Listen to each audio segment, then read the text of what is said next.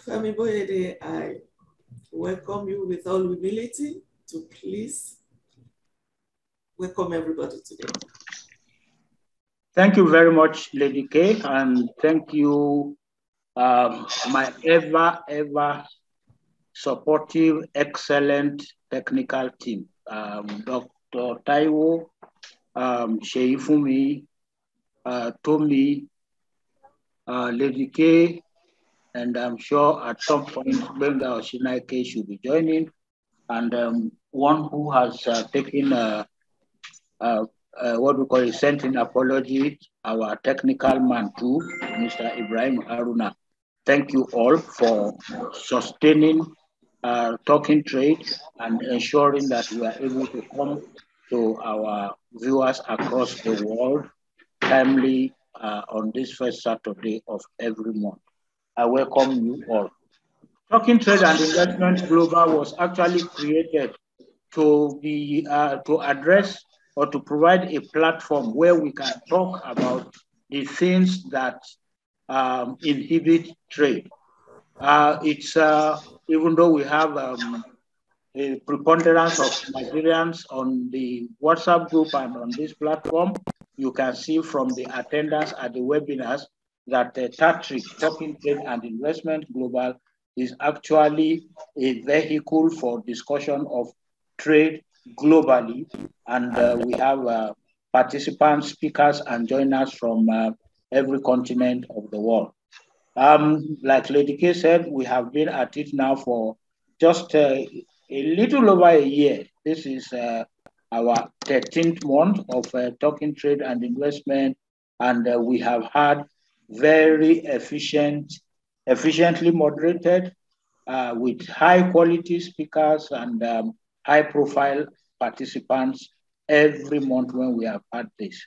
So I want to acknowledge the loyalty and commitment of those who keep coming and coming back again, as I welcome those who are coming for the first time, and to assure you that as much as it depends on us, we will continue to open this platform for public awareness, public education, and for brainstorming to evolve solutions that can be used by the aspiring exporter in whichever country of the world they are in, as well as by policymakers, because as most of you would have noticed, we do produce, and thanks significantly to Dr.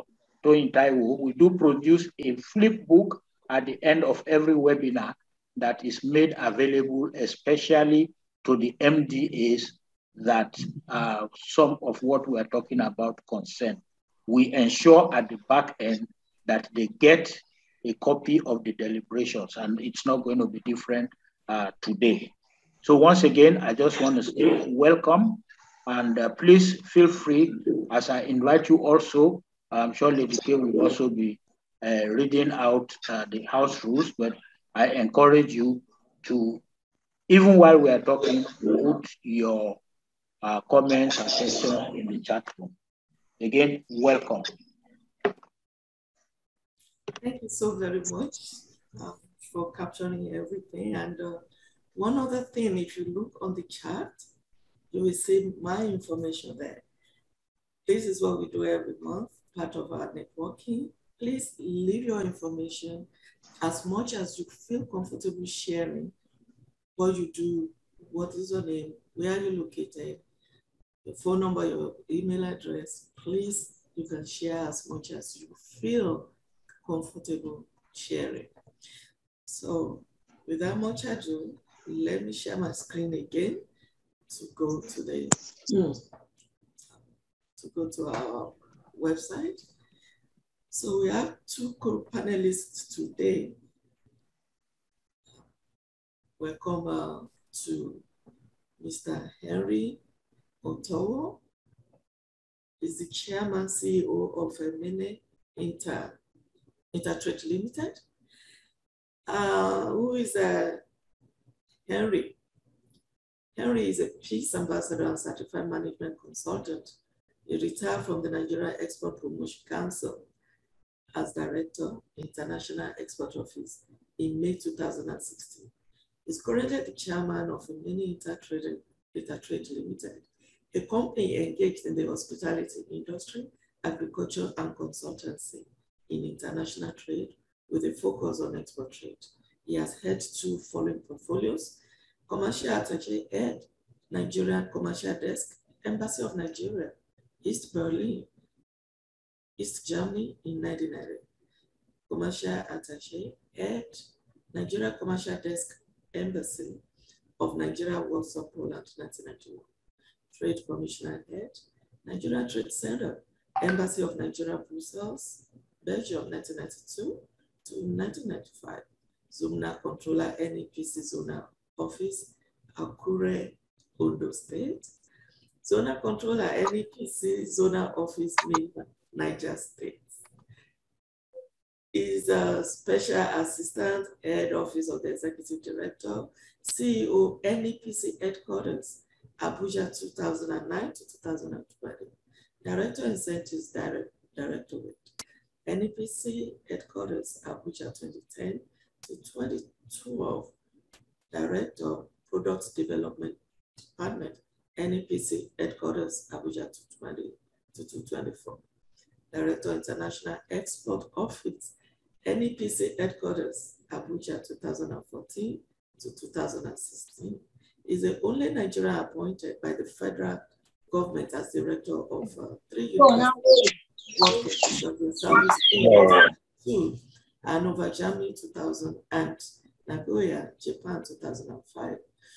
Is a member of the following professional bodies: Member Institute of Directors, IOD, Fellow Chartered Institute of Administration, CFCP, Fellow Institute of Management Consultants, FIMC, Fellow Institute of Management Specialists, FIMS, UK, Certified Management Consultant, CMC. So Bosun is the second person. She's a farmer, a woman, agro-business enthusiast, farmer and exporter. She's the owner, founder of Dasun Integrated Farms Limited, which also trades as a DIFL Foods Limited.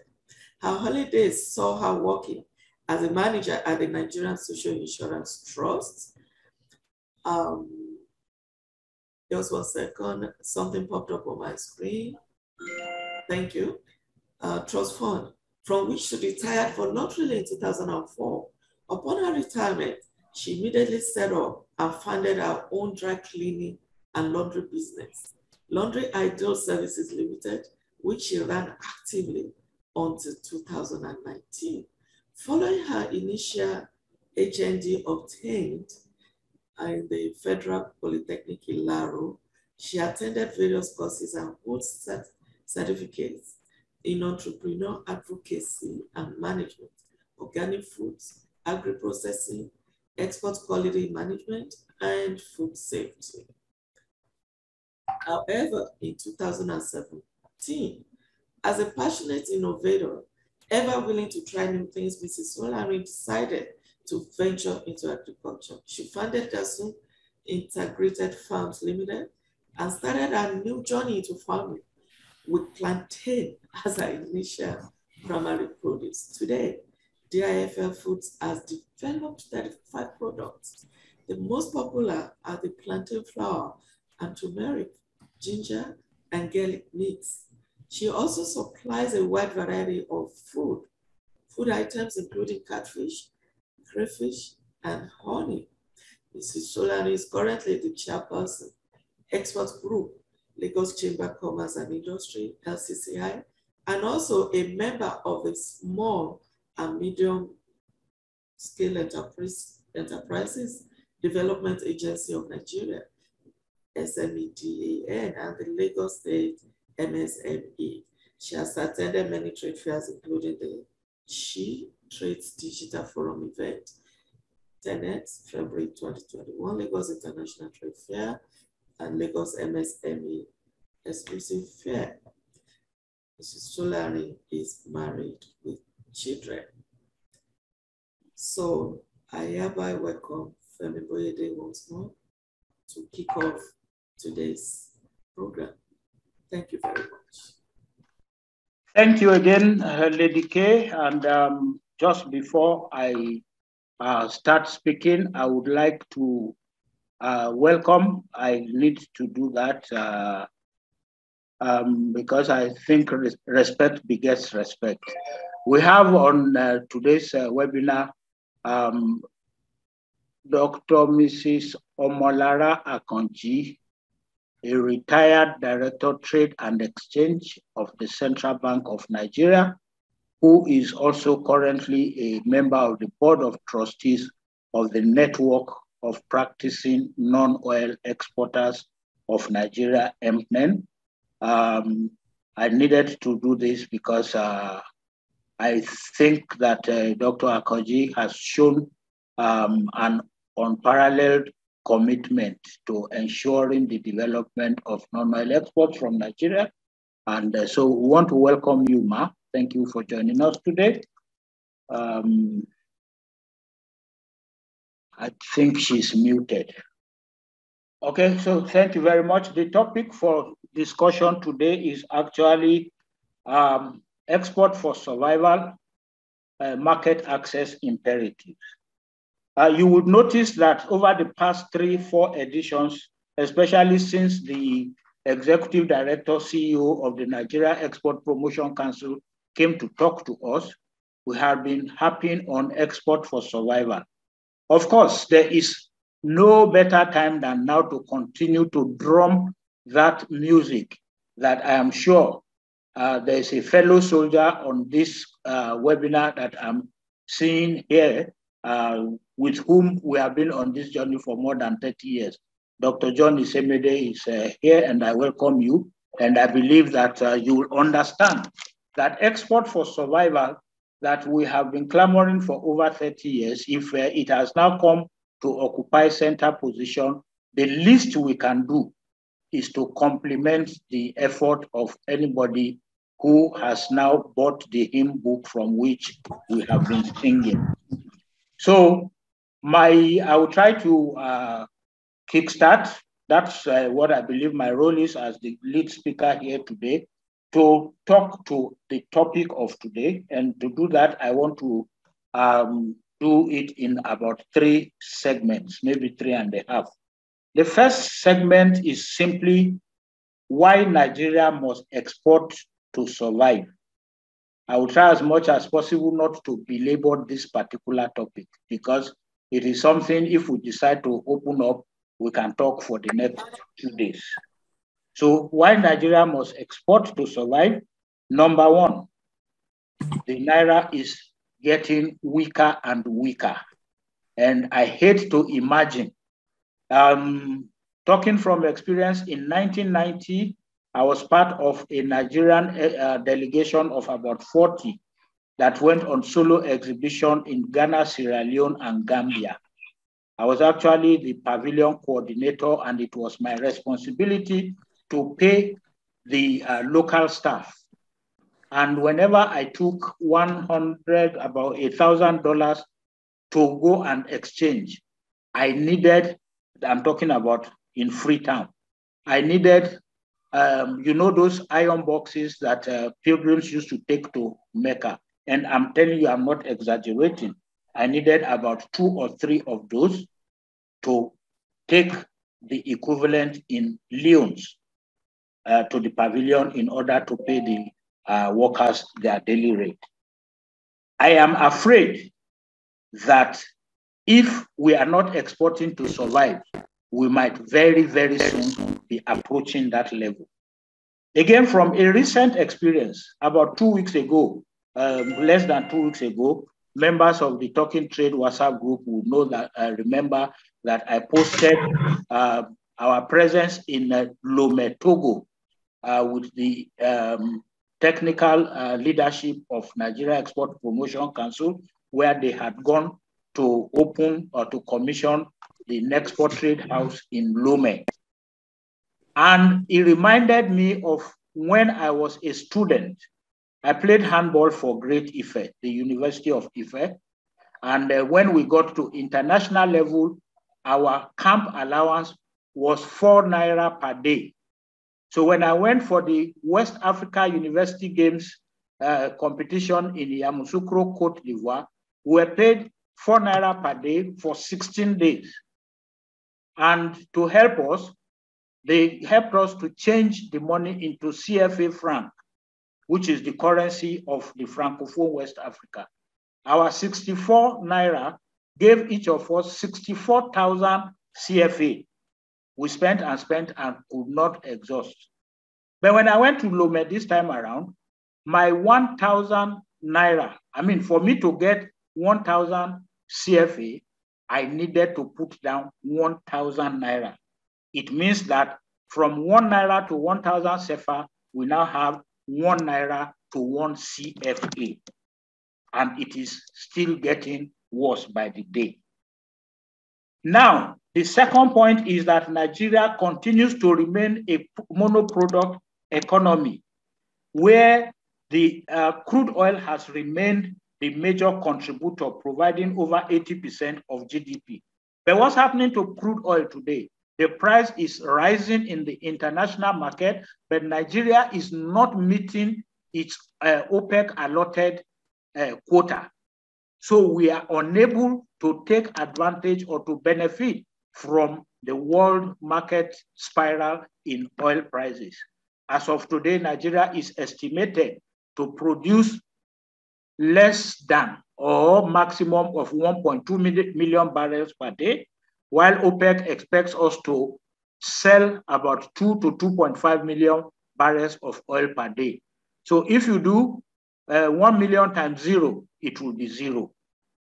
And as long as we are not able to explore and exploit to the level that we are supposed to sell to the international market, we are not making the earnings that we are supposed to be making.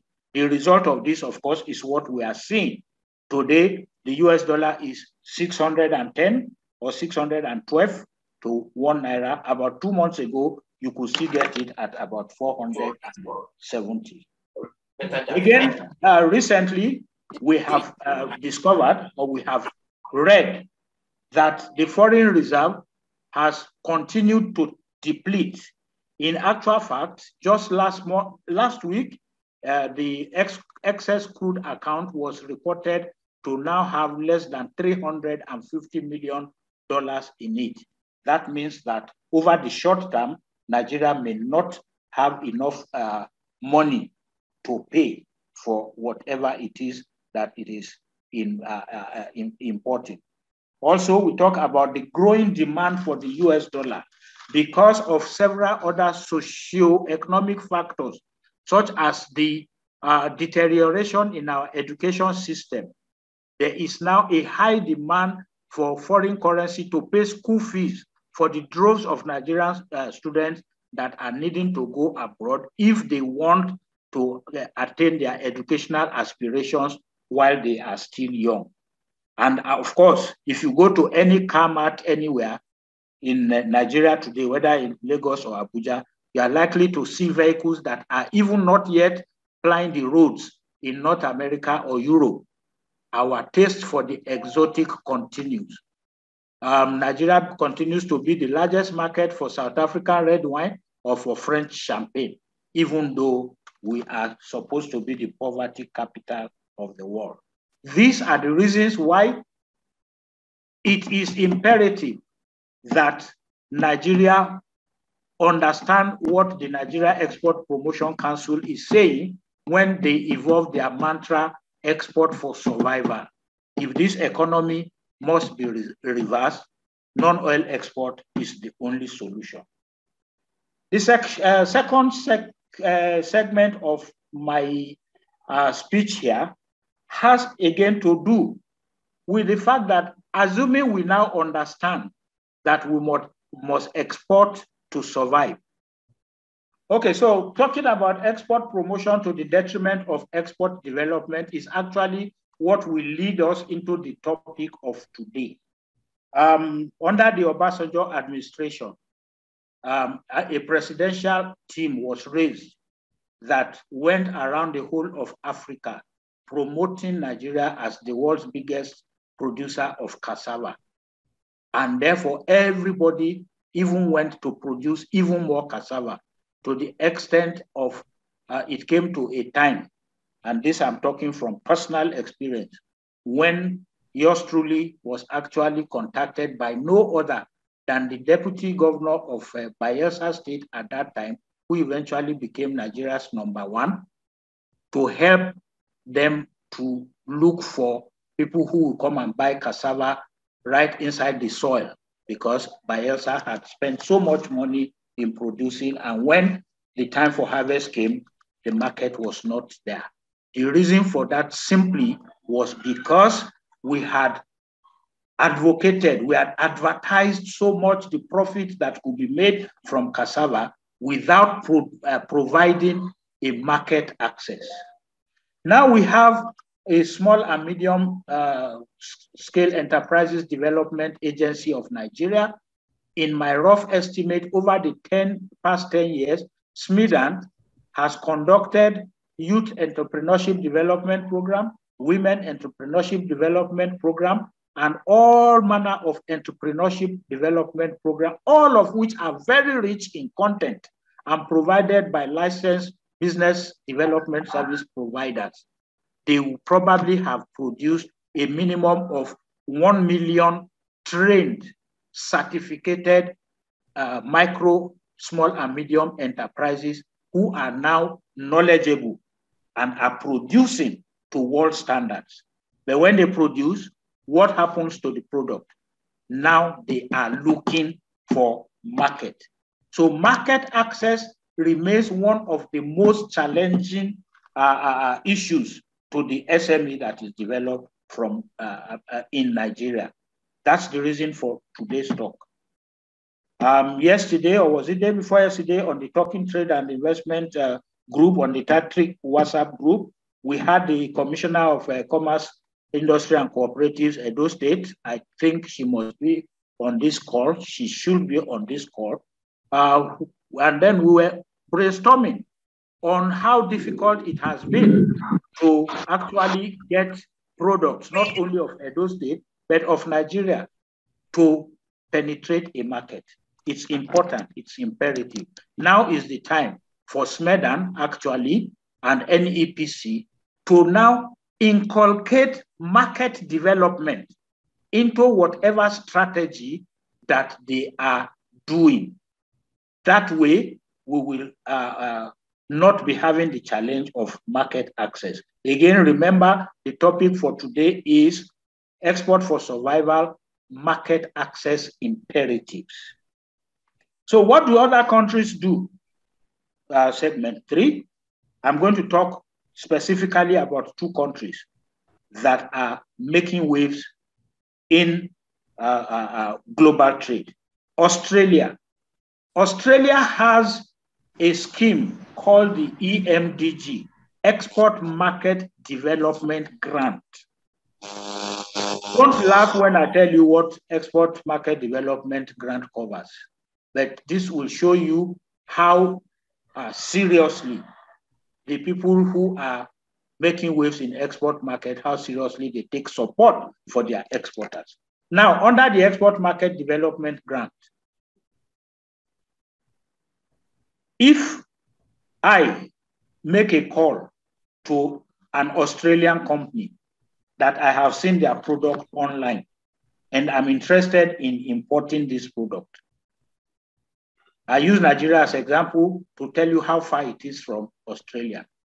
If I make that call, make my first inquiry, second inquiry, third inquiry, and then we go on to the level of discussing. Ultimately, in 2 weeks' time, if I place an order for that product, the cost of my call, or if it is the Australian exporter that returns my call, all the telephone calls or email communication, the cost of that is refunded under the Export Market Development Grant. If I now need to go and pay a visit to the factory producing what I am importing, the cost of my air ticket and hotel and upkeep while in Australia is refunded under the. This is Australia's way of supporting of facilitating access to Australia's. Of course, Australia is one of the most active supporters of their exporters to participate in overseas trade fairs and trade events. Let's leave the Australia and the EMDG. EMDG covers maybe including the cost of engaging a consultant or a broker to carry out market research. Okay, on a previous edition of Talking Trade webinar, I had actually given the illustration of my first visit to the Egyptian embassy in Nigeria, told me quite clearly that his job was not to go to Cairo, but to sell Egyptian products in Nigeria. This is why market access becomes an imperative. So I'm just going to, over the next, I think I have only 2 minutes more. I'm now going to talk about what Nigeria must do, what market access means. A lot of this will be government must do this, government must do that, which I don't usually do. And the reason why it is government must do this or government must do that is that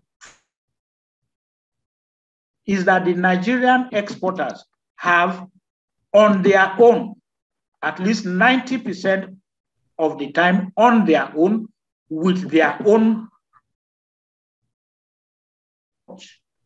If you look at the packaging of poundo yam, I think, and plantain, Bosun will tell us a little bit about that. Elizabeth Nwankwo is here and how much she had undergone in order to bring they are at today without or with minimal support from government. So I would say that the Nigerian exporter is conscious of a lot of the things that have to do with market access, even though to learn more and invest more. After all, there's no limit to excellence. But having said that, for a country to prosper in international trade, I did say it here, international trade is now an economic warfare. The global market is an economic battlefield, and every exporter is a soldier that needs to be armed by its government. So what are those arms that the Nigerian exporter needs in order to be able to access the market he or she is targeting? So first and foremost, I talk about economic diplomacy, and I'm using the example of Canada. A lot of people talk today about having FDA certification. Not many people talk about having CFIA certification. But the reality is CFIA. CFIA is simply Canadian Food Inspection Agency. It is the regulatory authority in Canada that determines which food or ingestible food or drink is admissible into Canada. And if you go out to cfia.ca, that's the official website of the Canadian Food Inspection Agency, you will find African foods that are listed as admissible from Ghana as origin. You will not find one that is listed as admissible from Nigeria. So the Nigerian exporter to Canada is actually doing that on level oh God. It depends on who is the CBSA, the Canadian Border Service Agency agent that is on duty on that day, may or may not allow the container to pass. I have personally had experience where my container passed through CBSA in Montreal, arrived at CPA, Canada Rail in Vaughan, in Toronto, and my truck was there to pick it up. And the person who was on duty said, no, these are not admissible products. They are not listed on CFIA website. I lost about $127,000 Canadian dollars to that transaction. What is the solution to this? Nigerian trade support institutions, Nigeria Export Promotion Council, NAFDAC, between the two of them, all they need is to write a letter to, or let's not put it so in such a petty manner. All they need to do is to engage with Canadian Food Inspection Agency and bring to the awareness of those ones. We have, as of today, in Toronto alone, about 2 million Nigerians. In Canada, maybe we are roughly between 3 and 5 million. These people, they eat gari, they eat plantain, they cook with palm oil. You list all of those and send the characteristics, the content to CFIA. CFIA probably will request for samples. They will do whatever it is that FDA does in the US, and they can now list all of this on the CFIA website. So any border service agent who is seeing a container that contains Indomie, that contains Knorr cubes or Maggi, knows that this is what Nigerians consume. This cannot be left to the competence or financial capacity of the exporter from Nigeria or the Nigerian resident in Canada who is importing. That's what I call economic diplomacy. You must support by interfacing with governments of the target market. I'm just going to mention this a little bit. I know Mr. Otowo will probably talk a little bit more, in more details about it. Recently, the Nigeria Export Promotion Council has been promoting the Export Trading House. And the Export Trading House that is being promoted by NEPC was actually conceived as a one-off grant out of the COVID-19 pandemic when they did, I can't remember what, it was an economic intervention thing, more like the CERB in Canada. So NEPC decided, okay, let's set up export trading houses in a few countries. I know one has opened in Cairo. I know I was present when the one in Lome was opened. I think one is going to open very soon in Kenya. But the concept of the export trading house is actually what the British government, not British government, British business used in colonizing Nigeria economically. Simply put, they came with their businessmen. The businessmen incorporated John Holt Ventures in Nigeria. John Holt Ventures opened warehouses manned by GB Oliphant and MDS. That was just simply it. So every manufacturer from Great Britain, United Kingdom, will ship to that warehouse. Some of them who had the financial muscle will send their salesmen to the warehouse. So you will have desk. Even today, if you go to Suleja, you will see GB Oliphant warehouse. There's a section for CAPL. There's a section for Dunlop tires and stuff like that. So they pay their rent, chokolo. These guys remit the money. So for wheelbarrow exporters, I'm not talking about multinational exporters from Nigeria. For wheelbarrow exporters, those who cannot on their own fill up a container, export trading house is the solution. Be an economic intervention thing. It is a concept that NEPC must explore into more detail, that they can now produce a standard operating manual, that they will now begin to license qualified Nigerians in target markets to operate export trading houses to facilitate the market access for Nigerian MSMEs. EEFP, the Export Expansion Facility Program, must get item. It cannot no longer be dropped, because what I said Australia and Canada do is supposed to come under the Export Development Fund, which, as you all know, is grossly underfunded. Okay. Of course, we cannot... you have 5 more minutes. Thank you. Manning or providing the export professional marketers to man the economic desk of Nigerian embassies abroad, since Nigeria has, I don't know, just the same way that we closed our commodities boards locally, we also closed the 6 commercial desks that we had operating. Mr. Otowo, actually, I think he must have manned 2 or 3 of those desks. I remember you were in East Berlin when it was opened, and when it collapsed to Berlin, to Germany, you were the head, and then you came to Brussels. We have closed all of those now, and even the one in Taiwan, I think, is more of a diplomatic desk than an economic desk. There is no way that Nigeria will be able to achieve market access if we don't have people whose business it is to gather economic information, pass this to the NEPC. NEPC uses this this is trade lead, right? Uses this to reach out to Nigerian exporters based on whatever it is that they are getting, which are the sectors of greatest request. They use this to develop training and capacity building programs. Sorry, I'm going to have to stop myself. If not, for the next 3 hours, we'll be talking about this.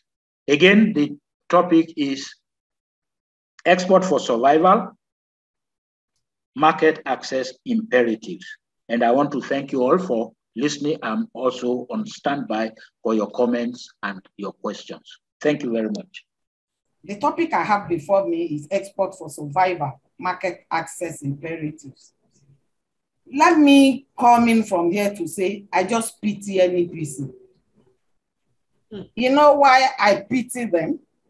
I want to liken their situation to a football match, where you have the keeper having to go and do the work of the midfielder.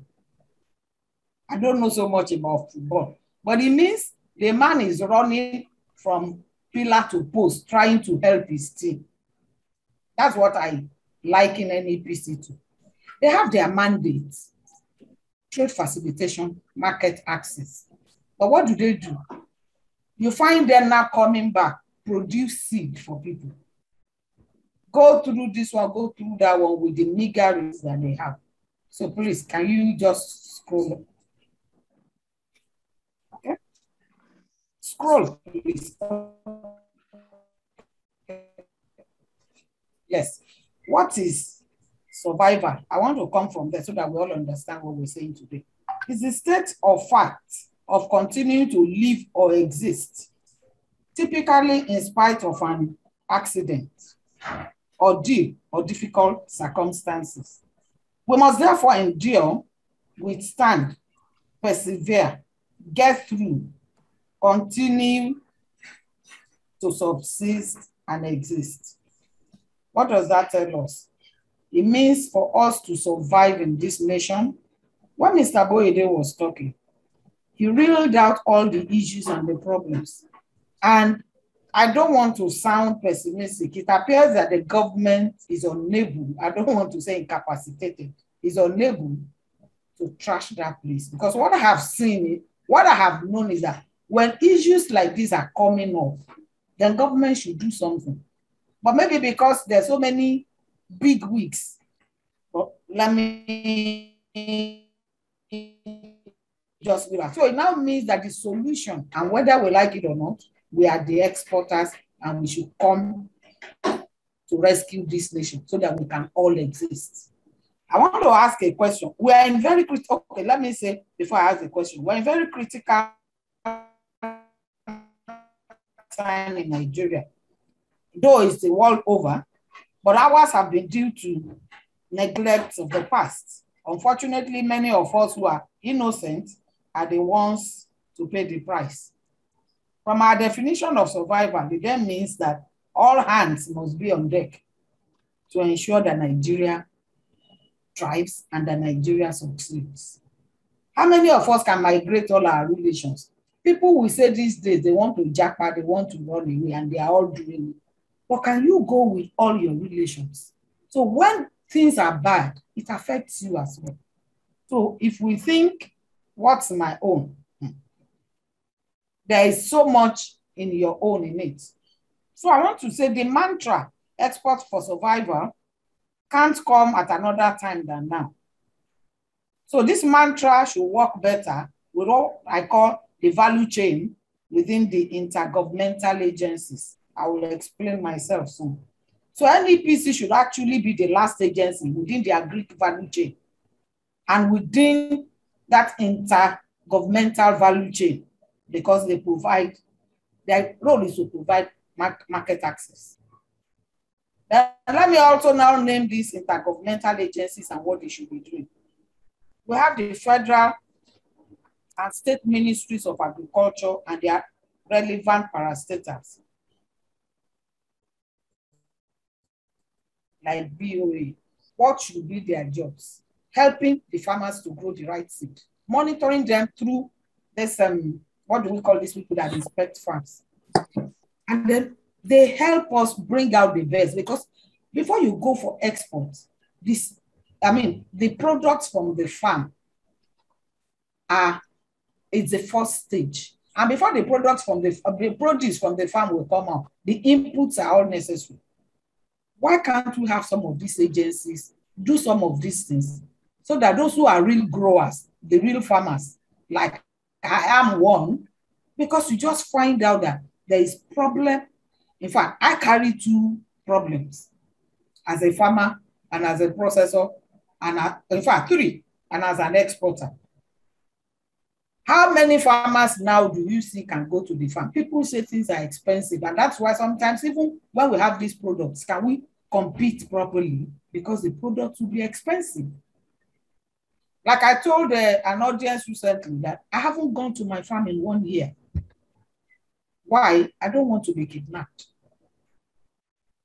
And I say boldly to say, not all kidnappers are herdsmen. Kidnapping has become localized.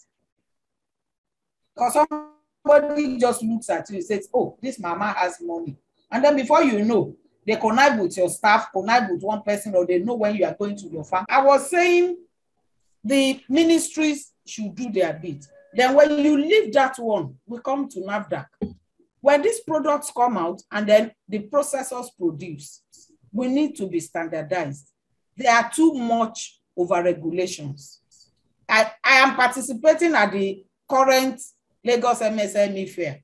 And somebody came from NAFDAC yesterday and he said we're not supposed to use 4 rooms. Meanwhile, before they will insist that you must have 4 rooms to be able to produce. So people have had to suffer so much to be able to make all that work. And then I once told NAFDAC, I said, is it difficult, like what NEPC is doing, to get donor agencies, help some of us get these third-party certifications? Because if we have, then some, recently I've had an engagement with some, it's unpalatable at all. For ETLS, the product, my product is in Togo. They say you must have some. They don't even have most of the standard. I want to do ginger, plantain flour, turmeric and co. It's only ginger they have this standard. They don't have the others. And they said it's a requirement. So when we cannot do all this one, what is NEPC going to take to the market? You find so much reject in our products. Why are they being rejected? If they see third-party certification, HACCP, that NEPC has had to pay for from their money, and that shouldn't be part of, or except if that they've given them money for. But I would have expected on the kind of thing Mr. shows to pay half of their bills and take more people for exports. That would be better than for them to be paying for HACCP for people.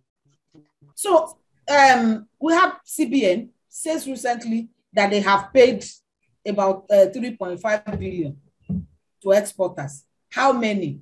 But if we can leverage on the MSMEs that are about 90% of our population with what Smidan has done at NEPC, we can record much more progress in the international market, and our currency can be pushed up. So having said all that, let me also now talk about organized private sectors. With the with LCCI, NASI, NASME, and co, we need to work on our members to do the right thing. For exporters, we also need to be ethical in what we do. We don't need to just push out anything we like, and then that's why they will keep rejecting. And for those who are organized private sectors, we have people on the board of the council who are exporters. Most of us don't even know who these people are, except for talking trade that is talking so much.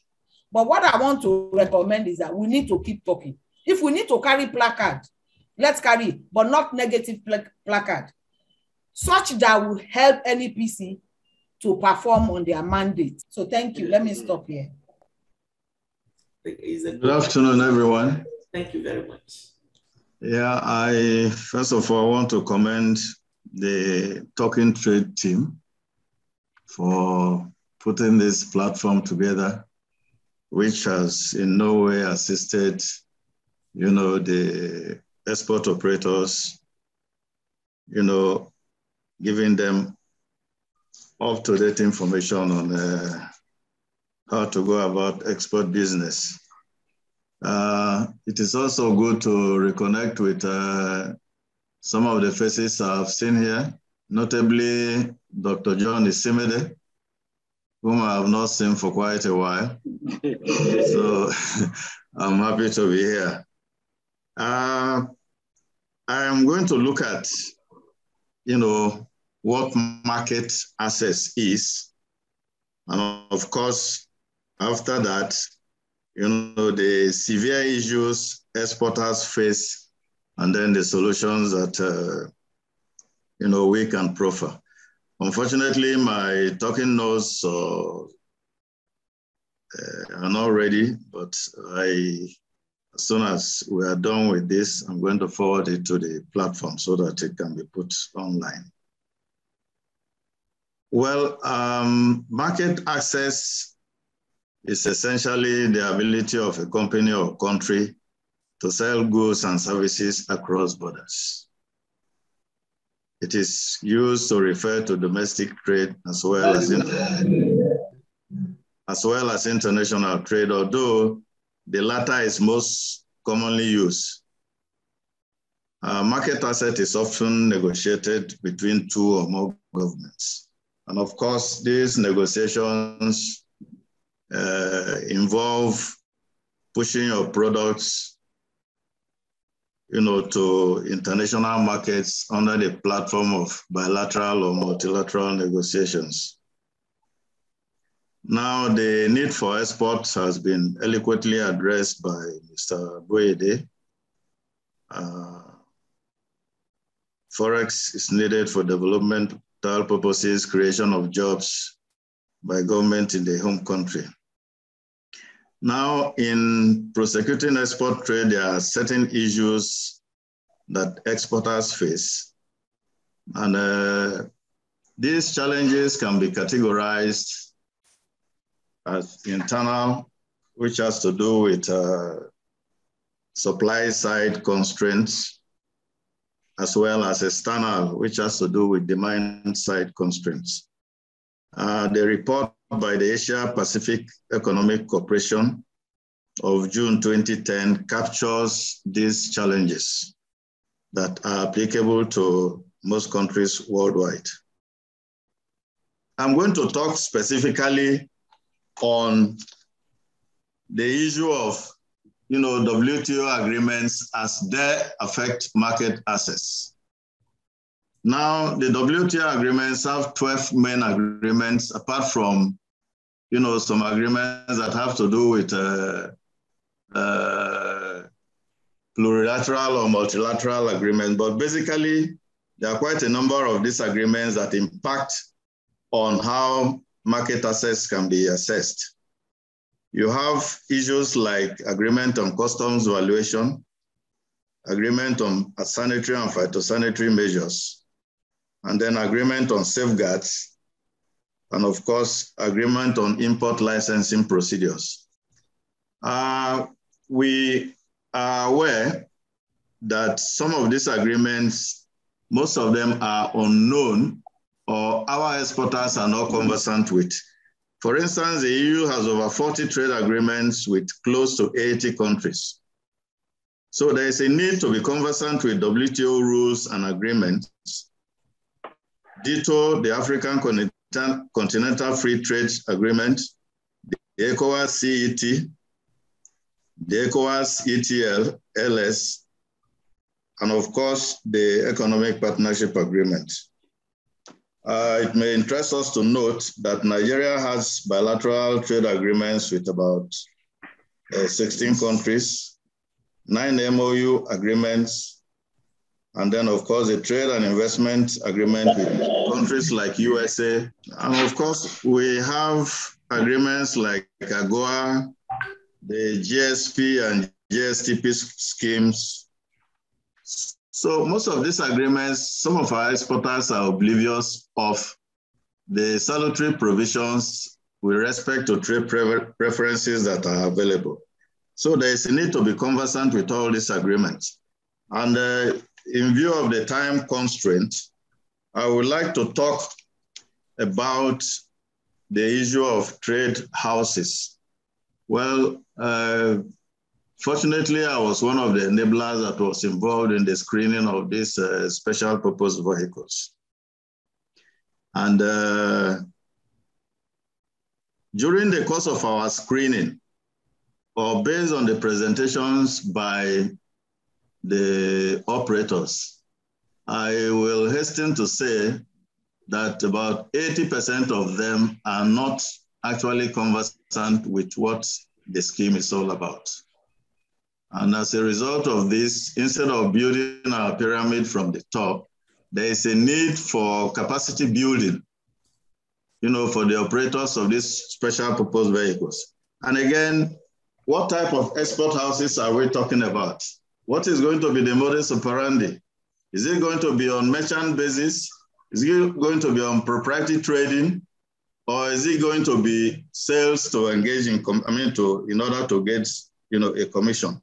So there is honestly absolutely a need to build capacity of both the operators and the operators in the area of operating the export houses, the code of ethics, the operating manual, preparation of status reports, monitoring and evaluation, and of course, government too has a prerogative or a need to put incentives in place to aid the operations of these export houses, as in the case of India, where incentives are based on export performance. And to also add to this, I think there is a need for government to think of locating an export house in Canada as well as in UK. Because from the proposals we received from Canada, the applicant already has about 200 or has links with about 200 shops that are already marketing Nigerian exportable products.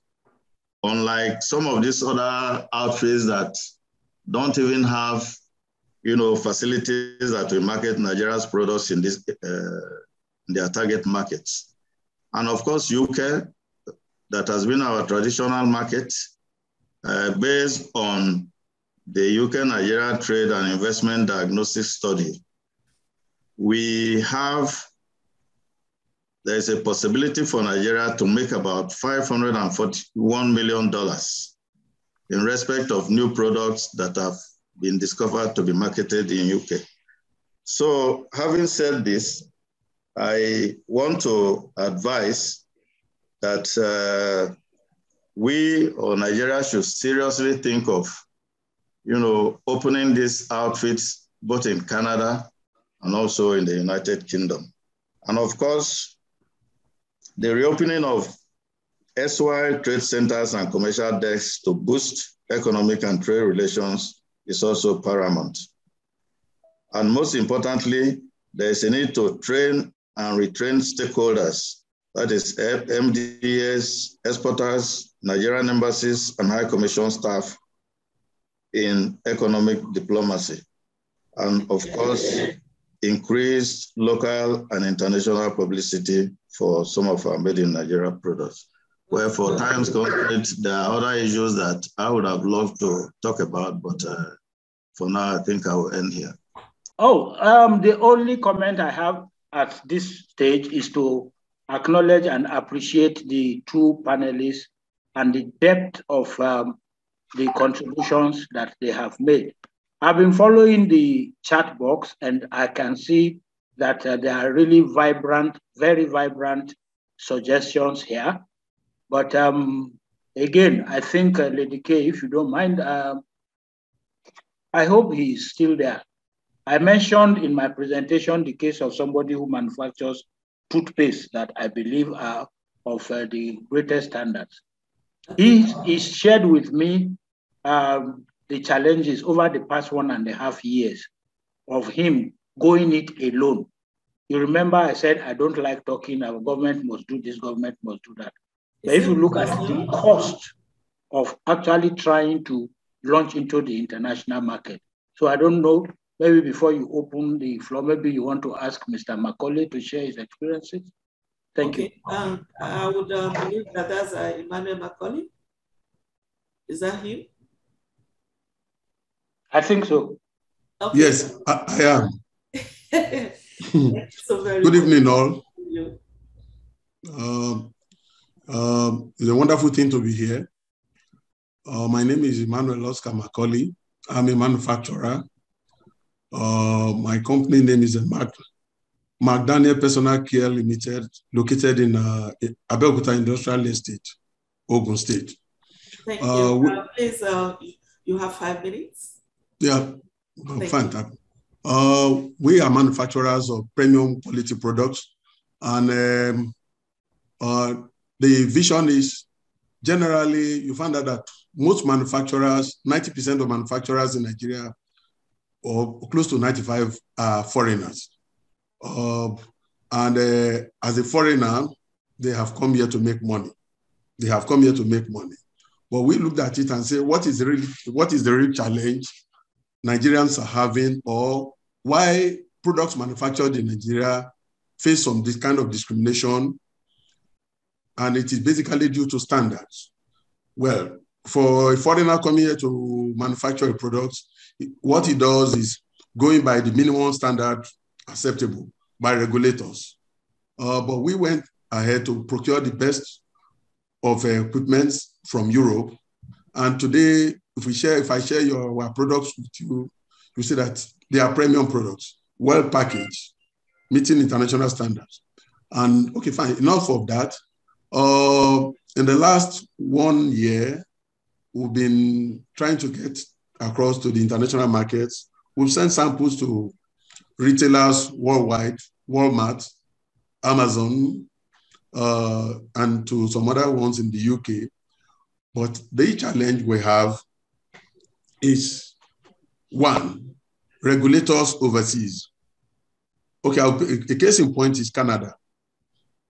We would like to export our products to Canada. We want to take the risk of exporting our products to Canada, but we have challenges with regulators there.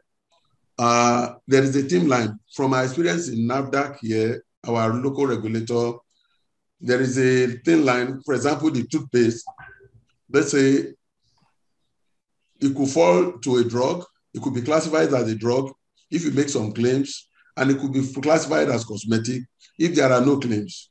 And what you consider a claim in one country is different from what others say. In Nigeria, it may not necessarily be a claim. In Canada, it could be a claim. And the challenge we have is, okay, how do we go through the process of regulators in Canada?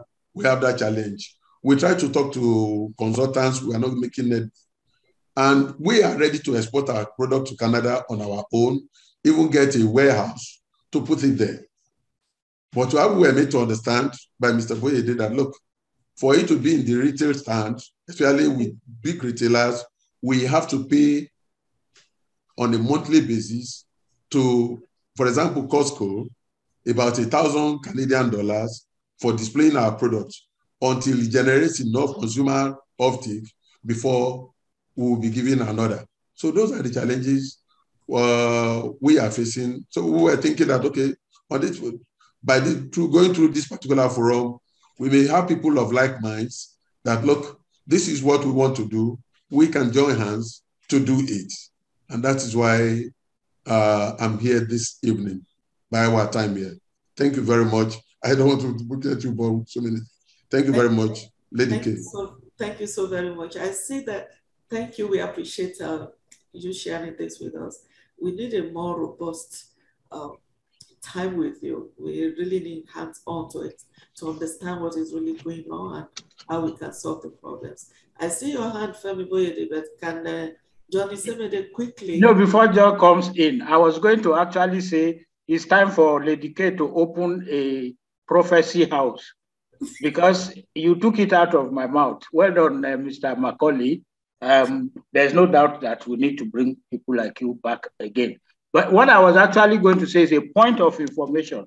I don't know if eventually Afishetu Brimo is here, but I want to make a commitment on behalf of the team that I think like twice the challenges that Mr. Macaulay has mentioned, the Commissioner of Commerce, Industry and Cooperatives of Edo State has gone through more than twice of that, 2 times those challenges on her own, even before becoming commissioner. So I am going to make a commitment on our behalf that we're going to bring her to take our participants and other joiners through these kinds of challenges. When you are talking about evidence-based solutions, it is listening to people like Macaulay and his toothpaste and jelly and Afi and her honey and everything that we will be able to bring solutions that people like NEPC can actually implement. Thanks for giving me that 1 minute. Thank you very much. We will now have to reduce the time. We have just about 20 more minutes. So, Johnny Semede, nice to see you all the time. We have, actually, Femi Boyede, I think we need to create a different program entirely for our word to be given to our faithfuls. Johnny Semede is one of our faithfuls. Nice thank you. Thank you very much. Are you hearing me? Clear. Are you hearing me? Loud and clear. I don't need any from Boyede. It's like a twin brother. We have been in the struggle for close to 40 years. And we have transversed this continent all for the support of you, others, and children yet unborn. First and foremost, let me thank the organizers, Henry Otowo and Co. As far as I'm concerned, there is no problem in international trade. It's just that we are so disjointed. The organized private sector is leading the Nigeria Export Promotion Council alone. But we will not leave the Nigeria Export Promotion Council. I have been in export for a very long time. And government cannot do everything for you.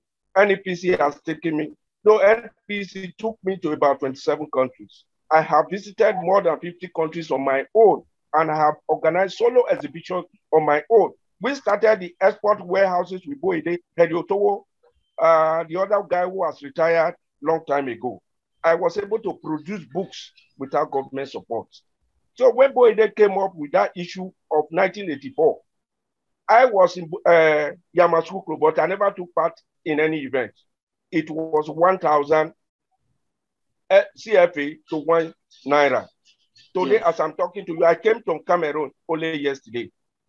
After working on the Africa Continental Free Trade, looking at logistics and moving things around the West Coast, here in Nigeria, comparing prices in Benin Republic, in Togo and Ghana, I also went to Cameroon.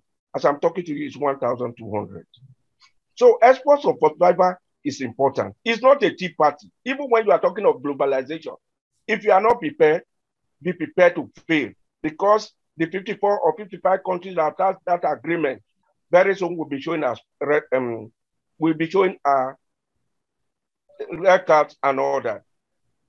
The biggest problem is that we invested so much in the export processing zones. We are not getting the mileage.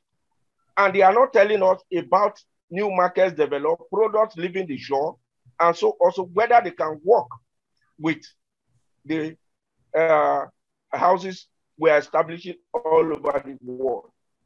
I am a product of Unilever. Under the UAC, Nigerian breweries and all that were under one umbrella. Battle Leyland came more than a century ago, like what we are trying to replicate. The Chinatown concept is still very new in our hands. So when you now look at the whole scenario, the NDAs, they are over-regulating. Boyede is sitting there. He can tell you what we did while I was in Ulido.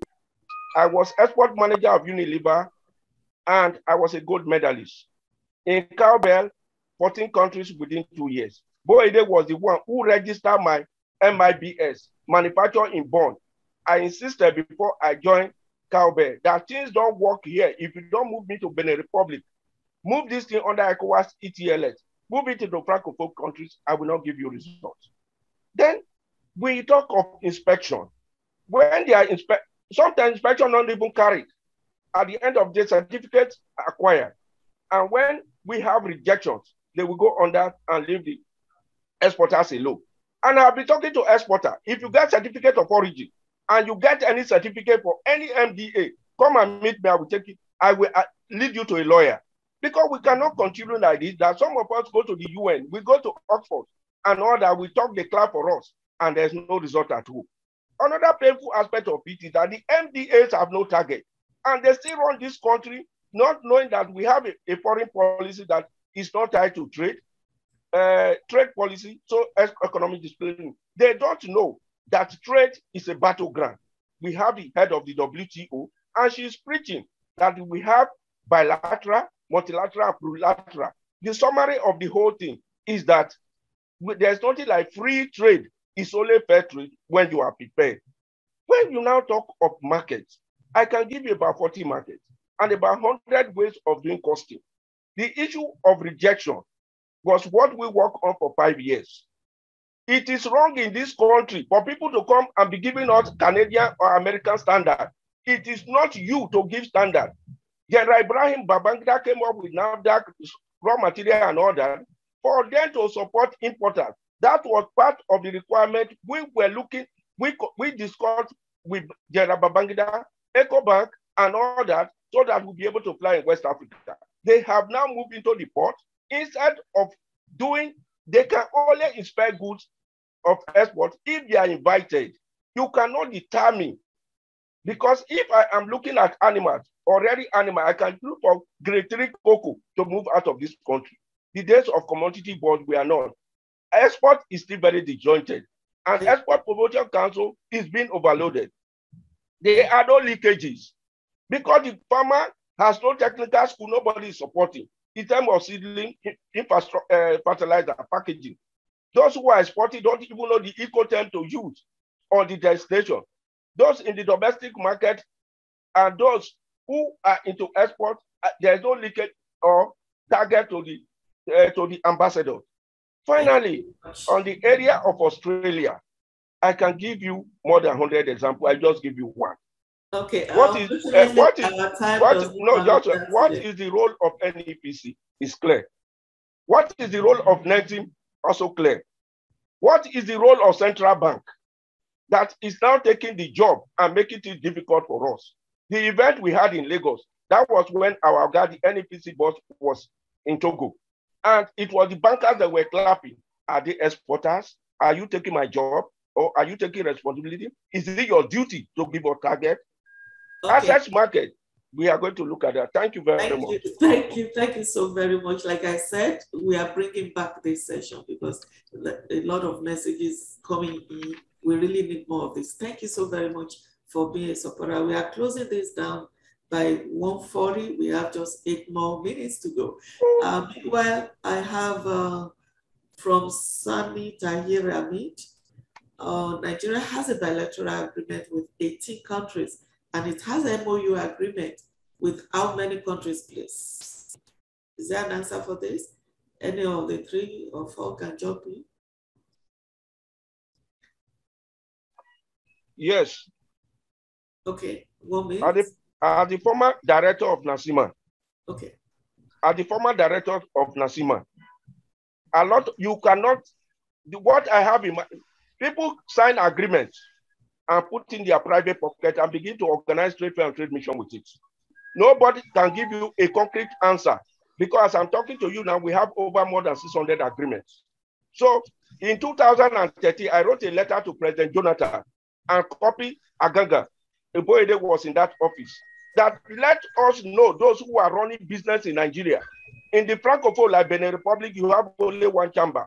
Ogun State alone, you have 7 chambers. Very many of these chambers across Nigeria are not registered with the CAC, and they go about organizing fair, taking people. These are the things. So we need to close ranks if we want to be serious in business. Those who are in charge, let them take their responsibility. Okay, thank you so very much. Elizabeth Auckland, I see your hand up. You want to say something? You have a question, a comment? Your hand has been up for a very long time. Thanks for your patience. Elizabeth? Okay, Henry Otowo, thank you for... Yes, I was actually the person that mentioned the issue of BTS. Okay. I said Nigeria has signed 16 BTS and 9 MOU agreements with different countries. And then Nigeria has also 13 bilateral investment treaties, which are at various stages of implementation, and 13 double taxation agreements with various countries. Thank you so very much. So from Aderoke Alabi, good afternoon, everyone. Hold on, Elizabeth. I see you. I'll acknowledge you in a minute. So Aderoke Alabi says, are there avenues for new exporters to learn the ropes from the old exporters as per certifications, especially for wheelbarrow exporters? Answers? Can I come in? Yeah. Elizabeth, please. Good afternoon, everyone. Good afternoon, Oakland-based Limited. I've had a series of challenges as well. And like the toothpaste man has said, that the country rules differs from one country to another. So I would advise that the diasporas in those countries work with us to get things done, because recently we had some registration to do with UK in terms of shea butter and black soap. And we've been on this process since December. It is just now they are profiling our labeling. Without somebody on the other side supporting somebody on this side, it can be a little bit difficult. And when you are talking about Costco, I'm expecting Nigerian Sports Promotion Council to do that bit. The essence of the expansion grants can actually cover things like that. When you have a genuine case, I'm expecting that, as I call him, Professor Boyede, should be able to help us, as you have always helped, to look into it and present his case to the authority that this case is genuine. Why can't we support this man to get into international markets? Thank you. Good afternoon. Thank you very much for keeping to time. And I see another comment. She said, Lady K, we should have a warm group to take up the export under your supervision. Please, we need your support. Femi Boyede, that's to you. And I see another one who's going to answer. Lady K, not Femi Boyede. Sir? The request was specific, Lady K, under your leadership. She's asking me the question. Because I'm the one reading the question. So you guys are the ones that are supposed to answer. Do you have an answer for her now? Before you go to that, Omolara Konji says we must call the CBN to strictly stay in their call. They are yet to approve in Kutam 2020. Wow, that's long. Okay, so now I leave room like 2 more minutes for Femi Boyede, Henry, and our dear lady to please wrap up. Yes, Akonji, come up. She's listed quite a few points in the chat box that are pertinent. Thanks. Okay, we are wrapping up now because today, like I said, it's been so packed, so fulfilling. But we see how you can see it's like just a tip of the iceberg today, right? We just have to bring this back in a richer format for everyone to be able to participate. We can see you have many questions. So please, Harry Otowo, you have a last minute thing to say for today? Because definitely we just have to bring you back. So yes, I want to, the comment I have is on the chat box where one of the exporters said whether they have any needs for new exporters to learn the ropes. Of course, NEPC has, a lot of training programs for new exporters. And again, you can reach out or check NEPC website for some of those programs. And then with regard to certification of our products, of course, all the regulatory bodies have their websites where adequate information can be gleaned from there, from NAFDAC to SON to Federal Produce Inspection Service to Plant Quarantine, National Commission for Museums and Monuments, and a host of others. They have websites where information with respect to certification of exportable products can be gotten from. Thank you very much. Adamu Mohammed, you have your hand on. Your hand on has been on for quite some time. You have a comment or a question? 1 minute, please. Well, thank you. Well, I wanted to elaborate on some few things, but due to the time factor, I'm from Geneva, so I just wish to commend the organizers. Of course, this is a very good topic, export survival and market access. Of course, there couldn't be any better topic than this that you have presented, and I think it should be sustained.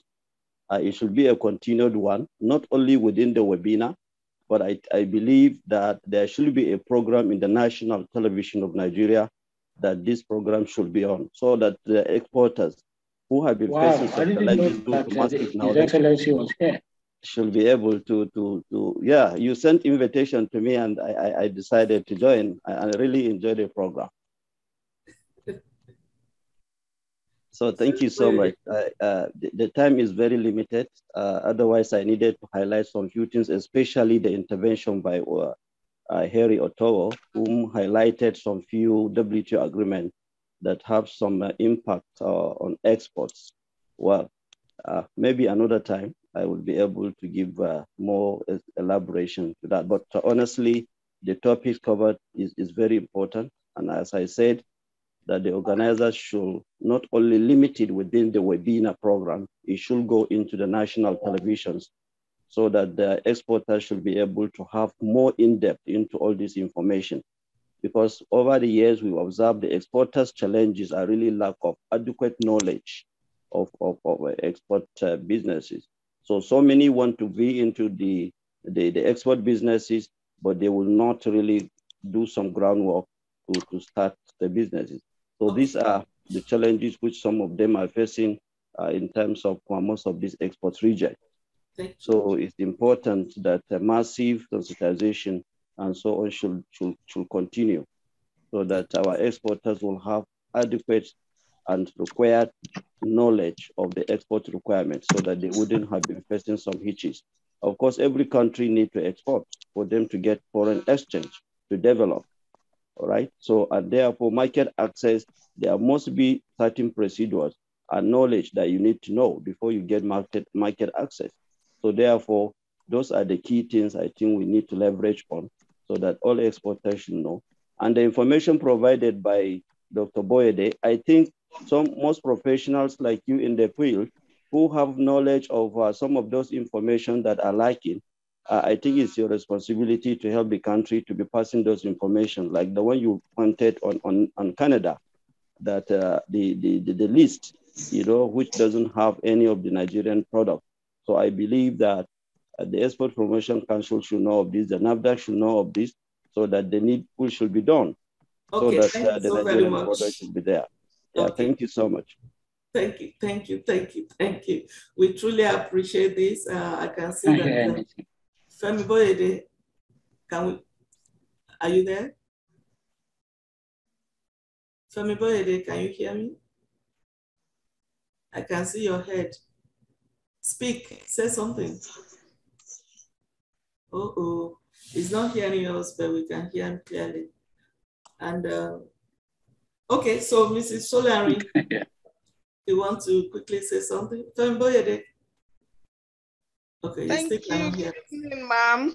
It's been a pleasure among the generals of export, but unfortunately my network, I'm having to use my phone now. I had to log out of the laptop and I've been trying for over 15 minutes, 20 minutes. But having said that, it pains me that we couldn't talk about so much. But one thing I want to say is that the organized private sector, everyone should come on board. We need to help NEPC. As government agencies, there's little, I worked with the government before, that NEPC can do to other agencies.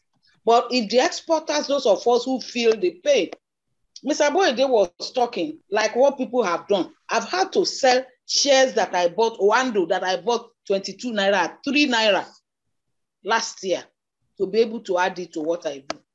I've had to sell a vehicle to add it to what I do. Okay. With all that one, I still got one I had issues. The guest appearance that the ED CEO, Dr. Ezra, made here that I complained, and he said I should write the report, and I did. Last week, the matter was, they asked Mr. Faleke to resolve the matter. So the man involved is asking me, so we're meeting next week, and I will report back. So thank you so much for this forum. I appreciate you. Thank you so very much. Honestly, it's obvious from what we are having today that, anyway, it's been said earlier that we should just make this like at the beginning and have more of this same topic. We just have to do this.